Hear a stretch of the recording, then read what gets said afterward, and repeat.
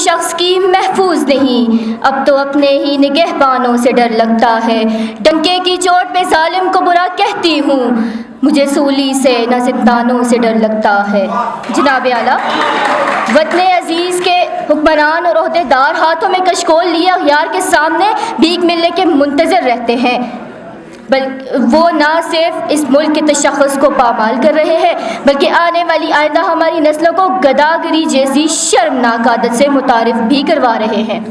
تاریخ میں ایسی کئی قوموں کی قصے رقم ہے جنہوں نے مصلحت کے نام پہ اپنے سروں کو جھکا کے دستے آواز بلند کیا، مگر ان کا انجام کمتر اور حقیر بن کے ابھرا۔ ایسا ہی کچھ حال وطن عزیز کا بھی ہے۔ جناب اعلیٰ، پچھلے 10 سالوں میں پاکستان امریکہ سے $18 بلین کی رقم موصول کر چکا ہے، اور ان سے جب امداد پہ امداد لینے کی وجہ پوچھی جاتی ہے تو جواب یہ ملتا ہے کہ پاکستان ایک غریب ملک ہے، بھوک اور افلاس انتہا پہ ہے، لہٰذا اس کے سوا کوئی چارہ ہی نہیں۔ تو جناب والا، میں نے سوچا ذرا اپنے گھر سے باہر نکل کر دیکھوں کہ امداد کے نام پہ ملنے والی اس بھیک نے میرے ملک کی عوام کے حالات زندگی کو کہاں تک بدلا ہے۔ تو افسوس ہوا، بہت افسوس ہوا۔ کہیں پہ میں نے بھوک سے بلکتے معصوم بچوں کی آوازیں سنی تو کہیں پہ وہ ذرا کہ فرنگی کتوں کو سیر ہوتے دیکھا، کہیں پہ میں نے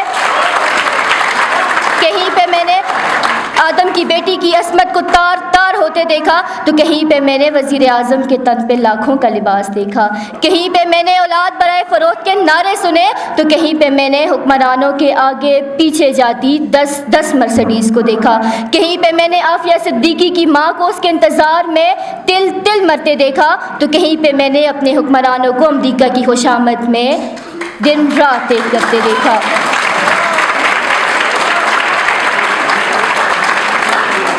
میں کیا بتاؤں میں نے کیا کیا دیکھا۔ میں نے اس ملک کے ہر کوچے ہر شہر میں کربلا کا میدان دیکھا تو بے اختیار میری زبان پہ یہ الفاظ آ گئے،